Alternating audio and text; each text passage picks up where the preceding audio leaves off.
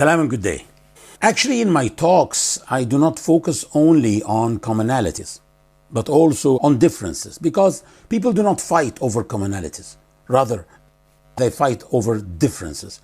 So it is also very important to tackle differences. But my talk today, many of you will find commonalities with what I say, because it's about something that we all agree upon, which is justice. Justice in Islam is the ultimate goal. It is the ultimate goal of Islamic Sharia. Sharia means legislation. In God's last testament, the Quran, people are commanded to act justly about 25 times. About 25 times people were commanded by God in the Quran to be just. And Prophet Muhammad mentioned that there are 7 types of people who will be safe from punishment on Judgment Day. The first of them is a just ruler. In Islam, feeling secure in one's own house is a human right. No one should be expelled out of his home because someone else from a higher race or a higher religion decided to expel him and occupy his house. In Islam, the original sin, unlike Christianity and Judaism, is not the sin of Adam, as he ate from the forbidden tree. This is not the original sin according to Islamic teachings. In Islamic teachings, the original sin, or the very first sin, was the sin of Satan, as he disobeyed God by refusing his command to bow down to Adam, who represented the human beings, the human race. In the Quran, chapter number 7, God blamed Satan, saying, "What prevented you from prostrating yourself when I commanded you?" He said, "I am better than him. You created me from fire and created him from clay. I am white and he's black. I am Israeli and he's Palestinian. I am European and he is Asian." God expelled Satan from paradise for being racist, which means that in Islam, the original sin is racism, and racists have no place in paradise because they are unjust. I will recite to you one of the statements of the Quran which clarifies the relationship between justice, peace, and warfare. In chapter number 57, sign number 25 of the Noble Quran, God says, لقد أرسلنا رسلنا بالبينات وأنزلنا معهم الكتاب والميزان ليقوم الناس بالقسط وأنزلنا الحديد فيه بأس شديد ومنافع للناس وليعلم الله من ينصره ورسله بالغيب إن الله قوي عزيز. And we certainly sent our messengers with evident proofs, and we sent down with them the scripture and the balance, so that mankind may uphold justice.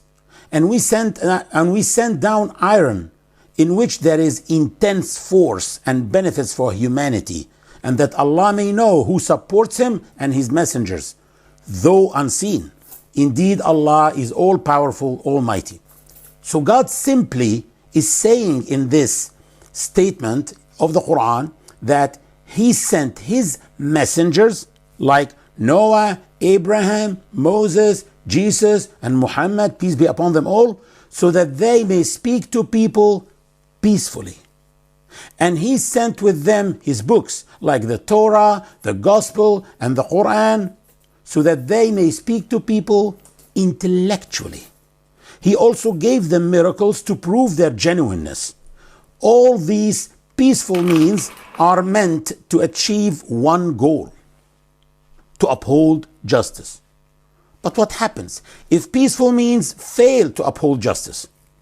The Quran continues and says, "And we sent down iron, in which there is intense force and benefits for humanity." This means that if people fail to uphold justice through peaceful means, then they are unfortunately obliged to go to war to establish justice, because justice is the goal. not peace.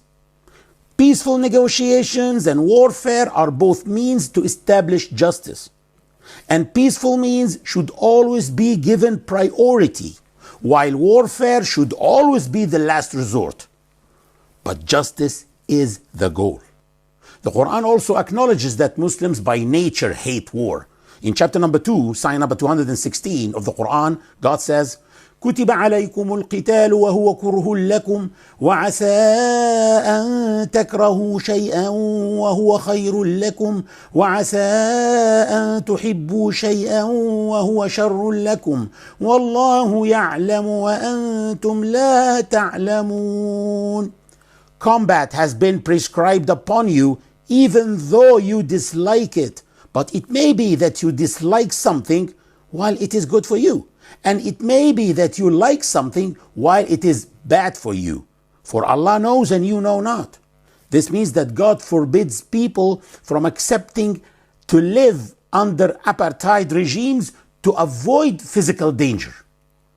And that resistance of injustices is a must.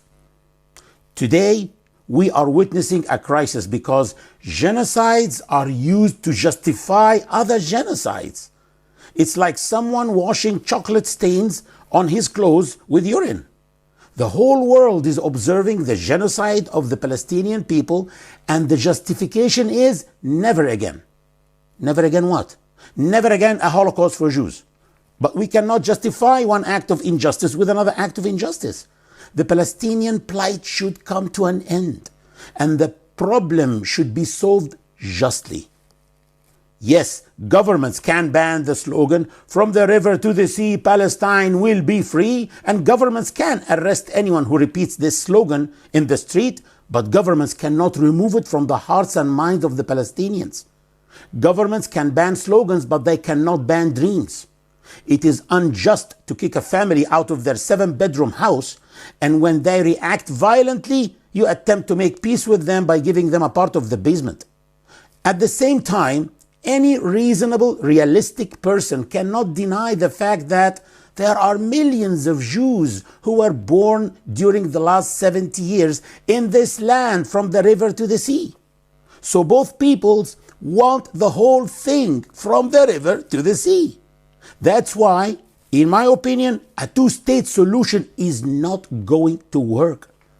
The only solution is, in my opinion, is to give them both the whole thing, from the river to the sea, where they can live together as equals, without apartheid, without Zionism, and without anti-Semitism. But there is one question that will spring to the mind of many of our audience today. Can they both live peacefully together after all the blood that has been spilled? The answer is yes. And anyone who reads the history of Europe will surely know that that is achievable. Thank you.